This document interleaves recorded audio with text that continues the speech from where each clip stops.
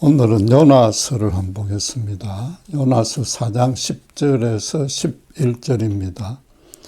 요나서 4장 10절, 11절 제가 봉독하겠습니다. 여호와께서 이르시되 내가 수고도 아니하였고 재배도 아니하였고 하룻밤에 났다가 하룻밤에 말라버린 이 박능쿨을 아꼈거든. 하물며 이 큰 성읍 니느웨에는 좌우를 분별하지 못하는 자가 12만 명이요 가축도 많이 있나니 내가 어찌 아끼지 아니하겠느냐 하시니라. 코로나로 인해서 전 세계가 사회활동과 인간관계 단절 내지 거리를 두는 상황이 새로운 일상이 되어버렸습니다. 우리 모두 실제로 겪고 있기 때문에 구체적인 설명은 생략하겠습니다. 현미경으로 봐야 겨우 확인할 수 있는 병균 하나 때문에 지금껏 인류가 쌓은 모든 문명과 기술이 거의 힘을 쓰지 못하고 있습니다. 가장 강력한 보호 장비가 기껏해야 그 천으로 만든 마스크라는 것이 참으로 아이러니하게 우리를 더 무력하게 만들고 또 더 한하게 만듭니다. 반년 이상 지속된 이 격리로 인해서 많은 사람들이 경제적으로 아주 궁핍해진 데다가 삶의 그 단조로움을 견디다 못해서 우울증으로 발전하고 지금 폭발일보 직전까지 이르렀습니다. 엎친 데 덮친 격으로 미국 서부에서는 십수만 번의 그 번개로 자연 발화된 엄청난 규모의 산불로 마치 지구의 종말을 보는 듯합니다. 세계 도처에서 이상 자연 현상이 빈번히 발생하고 이전보다 훨씬 그 피해가 커졌습니다. 이번 사태가 끝나도 더 심한 바이러스나 자연재앙이 인류를 괴롭힐 것입니다. 그런데도 정작 정치 지도자들은 지구온난화라는 이 인류가 직면한 최대의 문제에 대해서 해결책을 강구할 생각이 없어 보입니다. 서로 양보하며 더불어 잘 살려 하기보다는 자기 나라만 번창시키려고 합니다. 그런 경쟁이 격화되다 못해서 강대국들은 다시 군비 경쟁에 힘을 쏟고 신냉전으로 치닫고 있습니다. 지금까지 인류가 겪었던 재앙들은 일시적이고 국지적이었습니다. 이번처럼 장기간에 전 지구적으로 동시에 겪은 적은 역사상 처음이기 때문에 사람들마다 다들 이게 종말적인 현상 같다고 말합니다. 자신과 가족은 물론이고 인간 사회의 미래가 너무 암울하게 여겨져서 큰 두려움에 지금 휩싸여 있습니다. 이런 미정류의 사태에 신자들마저 큰 딜레마에 빠져 있습니다. 하나님이 왜 이런 사태를 허락했는지, 과연 신자가 어떻게 반응해야 할지 성경적으로 분별하기 힘듭니다. 이번 주부터 요나서를 통해서 이런 상황에서 신자가 어떻게 해야 하나님의 뜻에 합당한지 그 답을 한번 찾아보려고 합니다. 본격적으로 알아보기 전에 많은 신자들이 요나서에 대해서 가장 흔히 갖고 있는 두 가지 잘못부터 제거할 필요가 있습니다. 첫째는 기록된 내용이 실제로 일어난 사실이 아닐 것이므로 영적인 의미만 찾아서 신앙에 적용하면 된다는 겁니다. 사람이 그 큰 물고기 아마도 이게 고래일 텐데 그 뱃속에 들어가서 3일이나 죽지 않고 버틸 수 없다는 겁니다. 그리고 니느웨의 그 악독한 사람들이 요나의 메시지를 듣고 그렇게 쉽게 해결할 리도 없다는 겁니다. 그러나 요나는 기원전 8세기에 열왕기하 14장 25절에 기록된 대로 여로보암 2세 때에 이스라엘의 북왕국에서 실제로 활동했던 선지자입니다. 성인 남성을 삼킬 큰 물고기가 없다고 의심하지만 오래전 그 해토픽 뉴스에 실제로 고래 뱃속에서 사람이 통째로 발견된 적이 있었습니다. 굶주린 사자들이 울거리는 굴에 떨어진 다니엘이나 극렬히 타는 풀무불에 던져진 다니엘의 세 친구들을 머리털 하나 손상 가지 않게 보호하시는 하나님입니다. 능치 못할 일이 없으신 하나님이 요나를 보호하는 것은 얼마든지 가능한 일입니다. 요나가 1장 17절에 보면 3일 3야를 고래 뱃속에 있었다고 말하지만 이를 꼭 만 72시간이라고 볼 필요는 없습니다. 요나가 고래 뱃속에 있었던 것은 예수님이 십자가에 죽으시고 아리마대 요셉의 무덤 속에 있던 것을 예표합니다. 예수님도 만 72시간이 아니라 날짜로 3일째에 부활했으며 요나도 아마 그랬을 것이고 그게 히브리식 표현법입니다. 물론 그 시간이 얼마가 되었든지 간에 그보다 더 길었든지 간에 아무 상관이 없습니다. 예수님은 죽은 지 나흘이나 되는 나사로도 말씀 한마디로 무덤에서 스스로 걸어 나오게 했습니다. 나아가서 요나서 전체의 기록이 아주 사실적이고 구체적입니다. 실제로 그 일을 체험한 요나가 아니고는 어느 누구도 이건 지어낼 수 없는 얘기입니다. 물고기 뱃속에서 3일 지나서 살아났다고 하면은 황당무계하다고 아무도 믿지 않을 겁니다. 그런 얘기를 구체적으로 지어낼 필요가 없는 거죠.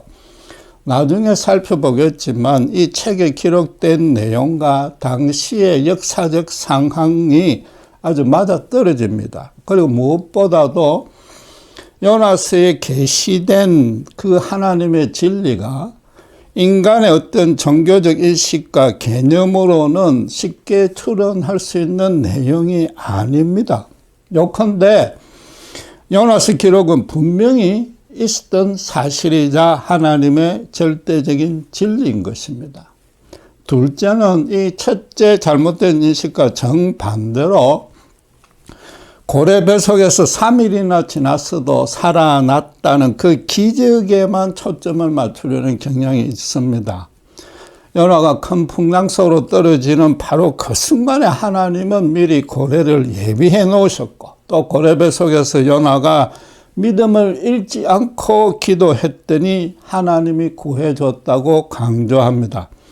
그래서 신자도 하나님의 큰 기적을 소망하며 어떤 한날에도 간절히 기도하면 하나님은 반드시 구해준다고 가르칩니다. 물론 원론적으로 틀린 것은 없습니다. 그러나 기적은 이 요나서의 부차적인 주제도 아닙니다. 어쨌든 기적 하나만 따져도 많은 신자들이 하나님이 신자를 일으켜 주시는 근본 이유조차 모르고 있습니다. 요한 사도가 요한복음 20장 30절 31절에 기적에 대해서 정확히 설명해 놨습니다. 예수님께서 제자들 앞에서 이 책에 기록되지 아니한 다른 표적도 많이 행했으나 오직 이것을 기록함은 너희로 예수께서 하나님의 아들 그리스도이심을 믿게 하려 함이요 또 너희로 믿고 그 이름을 힘입어 생명을 얻게 하려 함이라고 했습니다. 하나님이 기적을 일으키는 이유는 당신의 당신 되심을 스스로 당신께서 증명하고 또 신약시대 이후에는 예수님이 그리스도임을 믿어서 새 생명의 구원을 얻게 하려는 뜻입니다.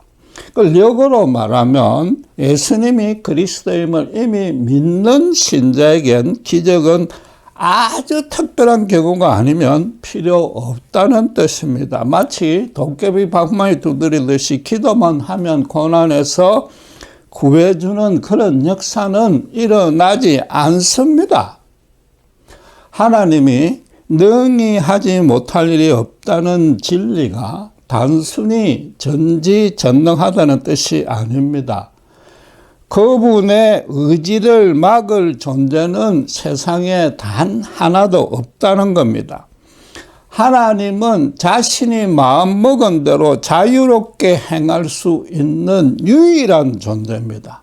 따라서 신자가 그 기도가 당신의 뜻에 맞지 않는다면 당연히 응답하지 않습니다. 요컨대 요나스를 신자를 기적적으로 보호하시는 하나님이란 관점에서만 해석 적용하면은 나머지 너무나 귀한 진리의 말씀을 다 놓치고 수박 겉 핥듯이 읽는 꼴입니다. 수박 껍데기는 아무리 핥아도 수박 맛을 못 느끼는 겁니다. 그런데 요나스 강의 첫 시간에 첫 구절이 아니고 마지막 구절부터 살펴보는 이유가 궁금할 겁니다. 본문이 말하는 가장 기본적인 뜻이 바로 요나스가 말하고자 하는 가장 근본적인 진리이기 때문입니다. 또 그 진리가 코로나 사태로 신자들이 가장 크게 곤혹스러워하는 문제에 대한 해답도 되기 때문입니다. 지금 신자라면은 코로나 사태로 인해서 가장 힘든 일이 교회에서 함께 모여서 예배를 드리지 못하는 것이라고 다들 공감할 것입니다. 이 어려운 사태를 하루속히 끝내달라고 합심해서 모여서 하나님께 기도해야 되니까 더더욱 그렇습니다. 그래서 일부 목사님들이 예배는 하나님에 대한 신자와 교회의 첫째 의무이므로 당장 대면 예배로 모여야 된다고 주장합니다. 헌법에 규정된 종교의 자유는 보장되어야 하고 교회는 사람보다 하나님의 명령에 순종해야 된다고 실제로 대면 예배를 강행하는 교회들도 나옵니다. 심지어 그렇게 하는 신자들을 하나님이 기쁘게 여기시고 코로나에 걸리지 않게 해준다고 대놓고 장담합니다. 신자들도 설령 감염된다고 해도 하나님이 낫게 해주시거나 그렇지 않으면 하나님을 위해서 순교하는 것이므로 기꺼이 감당하겠다고 말합니다. 지금 공예배 대신에 인터넷으로 예배드리는 것은 한시적인 조치일 뿐입니다. 사태가 해결되면 당연히 함께 모여서 대면 예배를 드려야 됩니다.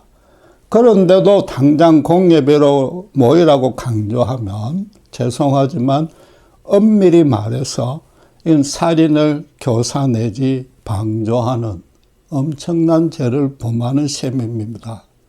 아무리 마스크를 쓰고 거리를 띄우고 예배를 보더라도 찬송과 기도할 때 마스크를 벗는 사람들이 나옵니다. 시설이 좋지 않는 중소형 교회들은 소음이 나서 예배 방해될까 봐 완벽하게 한기도 할 수도 없습니다. 실내에 모여서 예배를 보는 것은 언제든 누구라도 감염될 가능성이 있습니다. 지하철과 비교해서 불공평하다고 반발하지만은 지하철에서는 찬양도 하지 않고 기도도 하지 않고 식사 교제도 안 합니다. 거기다가 아주 철저하게 한기를 합니다. 이건 단순히 서로 비교할 대상이 아닌 겁니다. 물론 공예배를 모이려는 그 동기는 아주 선하고 이해해 줄 수 있습니다. 그러나 인간 생각에 옳다고 하나님 안에서 다 그런 것이 아니며 반대로 하나님의 옳은 것이 인간의 눈에 그렇지 않게 보일 때도 많은 겁니다. 지금 공예배를 고집하는 것은 바울이 신자들을 핍박한 것처럼 하나님을 이해한다는 잘못된 열심 때문에 순진한 신자들을 죽음으로 내몰 수도 있는 그런 죄라고 말할 수 있는 겁니다. 바울은 나사렛 예수가 이단이라는 자기 확신이라도 있었지만은 지금은 죽음의 가능성이 있다는 것을 알면서도 짐짓 무시하니까 이건 더 나쁜 것입니다. 코로나에 비대면 예배를 드려야 된다는 것은 엄연히 과학적인 진리입니다. 그리고 과학에서 확정된 진리는 절대로 신앙과 상충되지 않습니다. 하나님이 창조하시면서 피조세계에 부여해 놓으신 그 질서와 체계를 거꾸로 추적해서 발견하는 것이 과학입니다. 그래서 과학에서 입증된 진리는 바로 하나님의 뜻이라고 말할 수 있으며 그것을 거역하면 하나님의 뜻을 거역하는 것과 같습니다. 평균이 신자라고 피해간다는 법은 결코 없습니다. 단 한 명이라도 죽음으로 내몰 수 있다면은 인간에 불과한 목사가 공예배에 출석하라고 감히 강요 주장 권변해서는 안 되는 겁니다. 생명은 하나님이 주관하시는 겁니다. 그렇게 해서 죽게 되는 것은 순교도 아닙니다. 생명을 위협하면서 직접적으로 신앙을 핍박하는 세력에 맞선 것이 아니지 않습니까? 온라인 예배라는 얼마든지 좋은 대체 방안이 있습니다. 다른 모임은 통제하지 않고 교회만 문제 삼으니까 이 종교적인 박해라고 반박할 필요도 없습니다. 모든 사람이 잘못한다고 신자가 따라할 수는 없지 않습니까? 오히려 앞장서서 사회적 격리 운동에 적극 참여하는 본을 보여야 되는 겁니다. 하나님이 다니엘이나 그 친구를 구해준 그 차원은 다른 겁니다. 그들은 신앙의 직접적인 박해를 받았고 또 그런 기적이 아니고는 그들의 생명을 구해줄 방안이 없었기 때문입니다. 대면 예배 금지는 기독교에 대한 직접 박해가 아닌데도 기독교 쪽에서 종교적인 명분을 내세워서 사실은 억지를 부리는 겁니다. 불신 세상으로 하여금 기독교만이 유독 어떤 특권의식과 우월의식이 있다는 오해를 불러일으킬 수 있는 겁니다. 가뜩이나 기독교가 이런저런 이유로 신앙을 잃고 있는 상황에서는 더더욱 조심해야 하는 겁니다. 터키의 갑바도기아 지역에 가면은 엄청나게 큰 지하 동굴이 있습니다. 그 안에 예배당, 학교, 방앗간 등 모든 시설을 갖춘 하나의 거대한 도시입니다. 사방팔방으로 좁은 미로가 거미줄처럼 뻗어져 있어서 아직도 조사하고 발굴이 진행 중입니다. 초대교회 신자들이 로마 제국의 박해를 피해서 숨어 살았던 곳입니다. 햇빛도 전혀 들어오지 않는 곳에서 언제부터 언제까지 얼마나 오래 살았는지는 아무도 모릅니다. 그러나 네로 황제의 핍박이 본격적으로 시작된 해를 AD 64년경으로 보고 컨스탄틴 황제가 밀라노 칙령으로 기독교를 공인한 것이 313년이므로 기독교에 대한 박해가 250년이나 지속되었습니다. 그렇다면 최소한도 그 안에서 몇 세대들이 바깥 세상과 절연한 채 살았을 겁니다. 몇 주 전에 TV에서 그것을 다시 보는데 지금의 이 코로나 사태와 비교가 되면서 그들의 그 비참했을 상황이 추측되어서 제 가슴이 먹먹해졌습니다. 그들은 박해하는 세상과 맞서려고 공개적으로 떳떳하게 예배 보지 않았습니다. 그냥 숨어서 신앙만 지켰는데도 틀림없이 그 믿음은 더 성숙했을 것이며 매우 경건한 삶을 살았을 겁니다. 그렇게 숨어버린 이유는 오직 하나로 하나님이 주신 생명을 지키기 위해서입니다. 예배 때문에 목숨을 희생하지 않았습니다.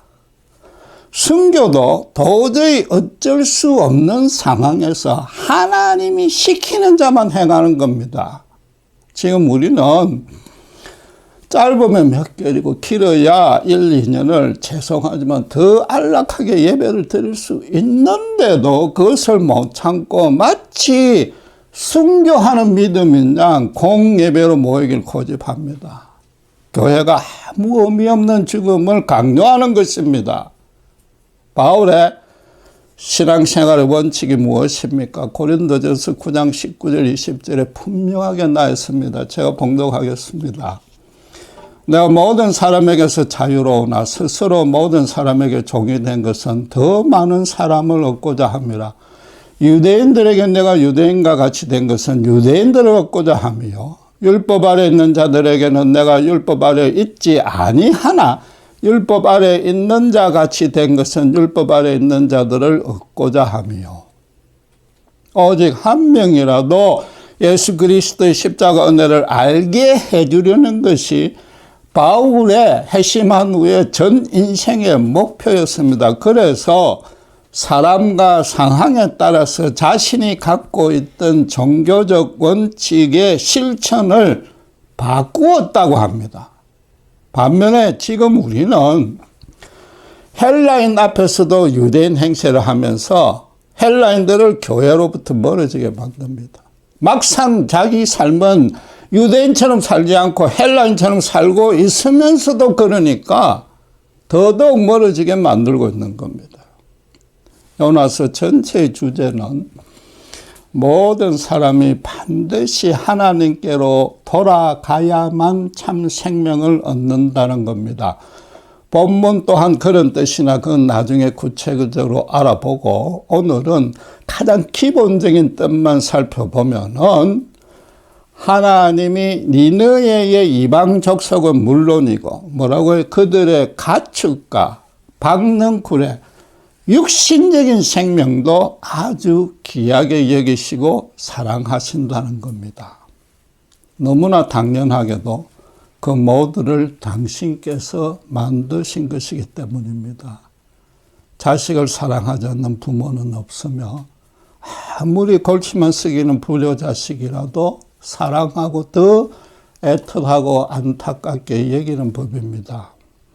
신자로서 가장 먼저 행해야 할 바는 하나님께 받은 자신의 생명은 물론이고 이웃의 생명과 피조세계 전부를 아주 소중하게 가꾸고 보존해야 됩니다. 그것이 인간을 창조하신 하나님의 목적이고 인간에게 주신 첫째 소명입니다. 창세기 1장 28절에 이 땅을 하나님을 대신해서 거룩하고 아름답고 활기가 넘치게 다스려야 된다고 분명히 말씀하셨습니다. 그런데 불행하게도 인간이 하나님보다 자신을 더 높이는 바람에 이 세상은 탐욕에 젖은 인간들끼리, 죄인들끼리 무한 경쟁터가 되어버렸습니다.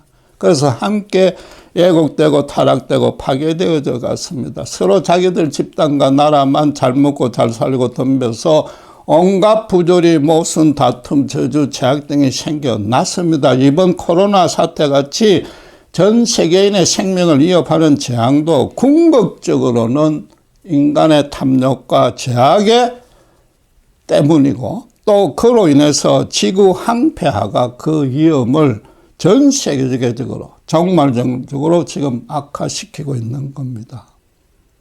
지구온난화로 인한 기후변화가 생각보다 심각해서 생태계의 위기가 과학자들의 예측보다 더 급속히 다가오고 있는 것 같습니다. 벌써부터 인간의 생존 자체가 위협받고 있다고 많은 사람들이 실감하고 있습니다. 저는 죄송하지만 20여 년 전부터 지구온난화에 따른 폐해를 신자들이 앞장서서 고쳐나가야 된다고 강조해 왔습니다. 현 세대를 살아가는 신자의 첫째 책임은 국가와 인종과 종교를 뛰어넘어서 더 이상 환경오염을 시키지 말고 청정지구로 되돌리는 일에 앞장서는 겁니다. 그렇지 않으면 지금 100세 시대라서 우리 후손이 문제가 아니라 당장 우리부터 큰 고통을 당할 겁니다. 신자가 무엇보다도 생명을 귀하게 가꾸어야 된다는 맥락에서 따져볼 또 다른 한국 교회의 문제점이 있습니다. 일부 진보적인 목회자들이 친일파를 척결하자는 정치적인 운동에 적극 동참하고 교회에서도 그것이 성경적인 진리인 양 가르치고 있습니다. 오해는 마셔야 되는데 그런 운동과 그 뜻이 나쁘다고 말하려는 의도는 전혀 없습니다. 그러나 그건 교회가 다룰 주제가 아니며 정 가르치려면은 성경에 부합되게 가르쳐야 되는 겁니다. 알기 쉽게 말해서 요셉은 애굽의 총리였고 다니엘은 바벨론의 총리로 그 나라를 위해서 적극 협력 충성했다는 사실에 신자들은 주목해야 하는 겁니다. 지금으로 치면 그들은 친일파로 정죄해도 되어야 되나 성경은 오히려 그들을 모든 신자가 본받아야 될 믿음의 위인으로 제시하고 있습니다. 그 이유는 한 가지뿐이로 요나서 결론이 말하는 바와 같습니다. 하나님에게는 니느웨 사람이나 애굽 사람이나 바벨론 사람이나 당신이 지으신 당신의 사랑을 받아 마땅한 존재들이기 때문입니다. 요나에게 고래를 예비해 놓고 그 뱃속에서 기도를 듣게 구해준 것도 1차적으로 그의 생명을 하나님이 아끼신 겁니다. 더 중요하게는 그에게 시킬 일이 아직 남았기 때문에 당신을 거역했음에도 벌을 주지 않고 살려준 겁니다.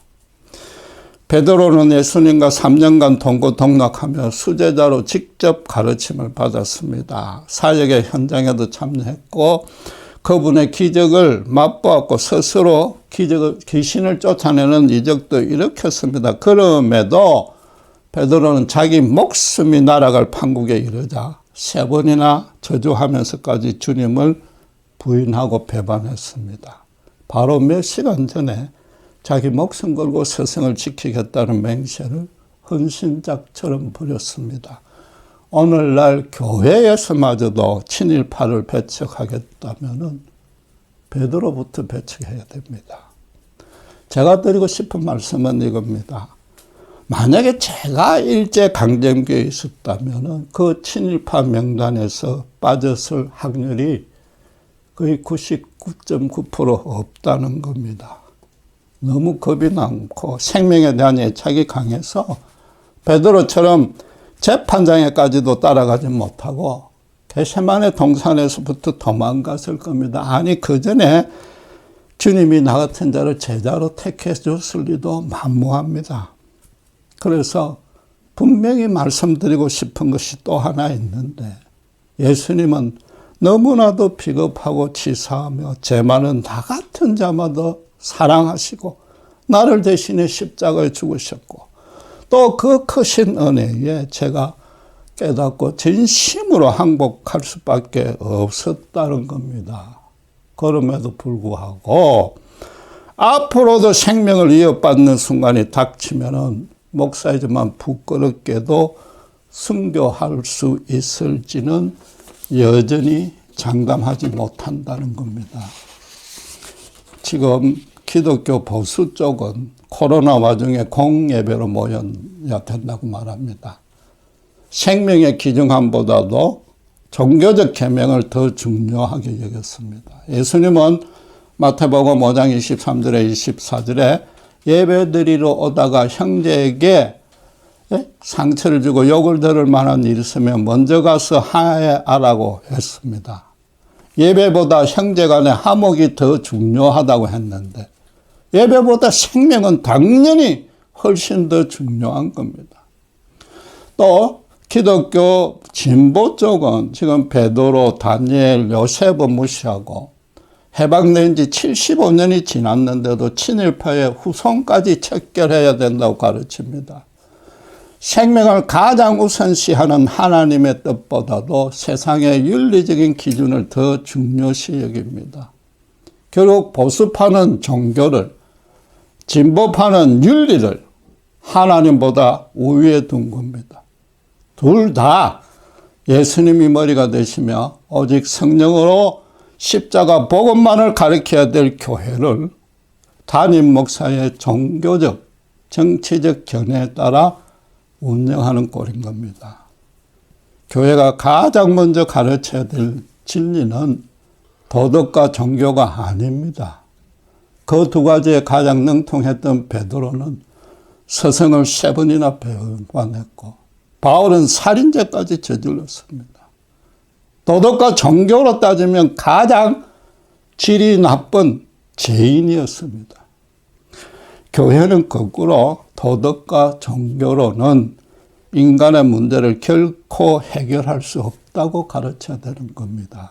그래서 가장 먼저 천지를 지으시고 지금도 살아 통치하시는 하나님은 민족과 국가를 초월해서 세상 모든 사람을 그것도 과거에 어떤 잘못을 저질렀던 간에 전혀 묻지 않고 사랑한다는 사실부터 모든 사람들로 알게 해줘야 되는 겁니다.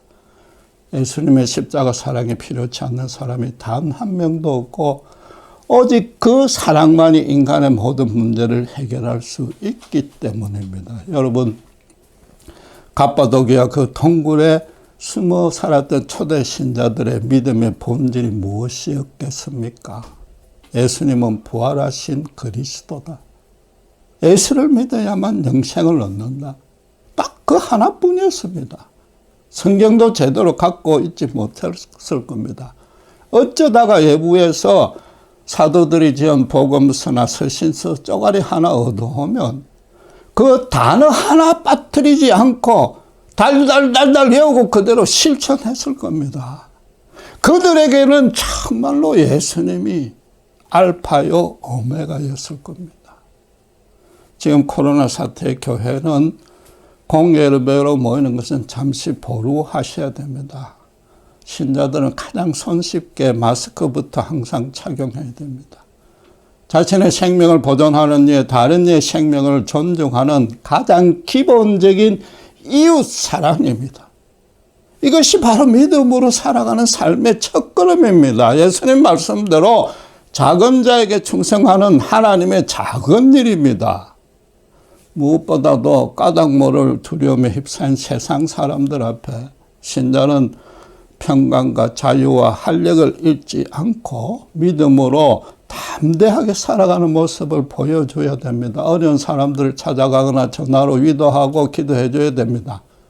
교회사를 되돌아보면 역병이 돌 때, 큰 재앙이 생겼을 때, 종말론적인 현상이 생겼을 때 오히려 복음으로 돌아온 일이 많았습니다. 미국의 9.11 테러 사건 때도 그랬습니다. 지금이 바로 신자들이 신자답게 바로 서 있으면 또 다른 부흥이 일어날 수 있는 하나님이 주신 기회인 것입니다.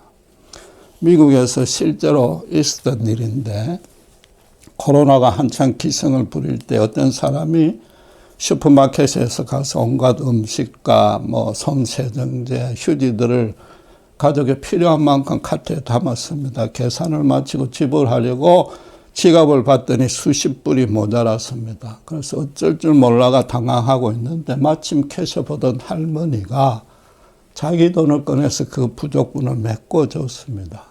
생판 모르는 함인데 어떻게 이럴 수 있느냐고 물어봤더니 그 할머니 대답은 It's essential, 필수품이기 때문이라는 한마디뿐이었습니다. 코로나를 이기는 일을 넘어서 생존하는데 당장 없으면 안 되는 음식, 티슈, 그런 물건이란 겁니다. 신자가 코로나 사태에 행할 일이 바로 이런 겁니다. 예컨대 교회에서 얻은 헌금 보따리를 가감히 풀어서 궁핍 환자들을 구제해야 됩니다. 지금 빨리 교회로 모이려는 중요한 이유 중에 하나는 솔직히 말해서 교인들과 헌금이 줄까봐 염려되는 것도 있을 겁니다. 그러나 교회 재산으로 지역사회를 섬기면 오히려 교인들이 늘어나고 세상 사람들로부터 재정 후원까지 받을 겁니다. 틀림없이 하나님의 놀라운 은혜와 권능이 그런 성도들 개인들의 삶에도 크게 임할 겁니다. 구약에서 11조를 제정한 뜻도 바로 이런 구제를 위한 겁니다. 구제의 목적이 뭡니까? 생명의 보존입니다. 그런데 지금 보수 쪽에서는 11조 하지 않으면 교인으로 받아들여서는 안 된다고 그러고 진보 쪽에서는 신약 시대에 더 이상 지킬 필요가 없다고 교리사만 하고 있습니다. 보수는 또다시 계명을 잘 지키려는 그 종교적인 의의를 자랑하고 있고 진보는 성경적인 지식, 정확히 알지도 못하면서 그걸 자랑하고 있습니다. 그런 논쟁들이 예수님의 참 생명으로 죄인을 살려내는 일에 도대체 그게 무슨 의미가 있습니까? 하나님 보시기에 너무나 안타깝고 한탄스러울 겁니다. 하나님이 11조 제도를 제정하신 그 정신은 영원히 살아있으며 지금도 그대로 시행하는 신자는 누가 뭐래도 영적인 유익을 풍성히 누릴 수 있는 겁니다. 하나님이 시키신 순교를 빼고는 생명을 아름답게 유지 보존하는 것이 신앙으로 행할 첫째 사명입니다. 실제로 하나님이 창조시에 주신 인간에 대한 첫째 명령입니다. 알기 쉽게 말하면 우리가 살아 있어야만 복음을 전할 수 있을 거 아닙니까? 또 그러니까 죽기 전까지 기회도 되고 복음을 전하지 않습니까?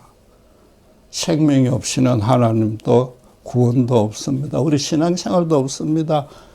기독교 구원은 절대로 나 혼자만의 구원이 아니며 신자가 된 후에 형통과 안위를 보장해주는 구원은 더더욱 아닙니다. 한 알의 밀알이 땅에 떨어져 죽는 밀알이 되어서 수십 배, 수만 배의 생명을 살려낼 수 있는 큰 구원입니다. 하나님의 신자가 공예배를 드렸다고 단순히 보여주지 않습니다. 요나에게 시킬 일이 있어서 구해주었듯이 신자도 다른 이의 생명을 구하는 일을 해야 됩니다. 교회와 신자가 행할 구제는 물론 단순히 돈으로 도와주는 것에 국한되지 않습니다. 자기가 처한 위치에서 자기가 행할 수 있는 최선의 모습으로 자신의 시간과 기도와 격려와 위로와 믿음도 함께 줘야 됩니다.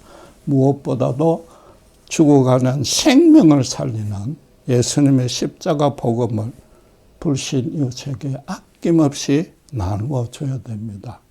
코로나 사태에 요나서가 가르치는 첫째 진리인 것입니다. 기도합시다. 하나님 아버지 감사합니다. 하나님은 그 무엇보다도 당신이 만드신 이 피조세계 전체를 식물 하나까지, 가축, 생축 하나까지 사랑하시기에 아무리 죄악에 가득 찬 니느웨 백성들도 사랑하신다고 분명히 선언하였습니다. 지금 코로나 사태에 전 세계가 두려움에 떨고 있으나 그 가운데 하나님의 분명하신 뜻은 신자들들어 자신의 생명은 물론이고 이웃의 생명을 보존하고 유지하고 아름답게 가꾸는 일에 모든 것을 바치라는 뜻인 줄 믿습니다. 그것이 바로 믿음으로 행할 첫째 사명이요. 특별히 이 세대에 우리가 행할 일인 줄 믿습니다. 이번 사태는 언젠가는 끝이 날 것이지만 앞으로 모든 사람이 하나님께로 돌아가지 아니할 때 더 큰 재앙이 따를 수 있기에 지금부터라도 더 이상 늦지 않게 신자들부터 주님 주신 이 아름다운 자연 지구를 주님 뜻대로 청정하게 아름답게 가꾸는 일에 우리 모두가 앞장서게 해 주시옵소서. 감사합니다. 우리 주 예수 그리스도 이름으로 기도드렸습니다.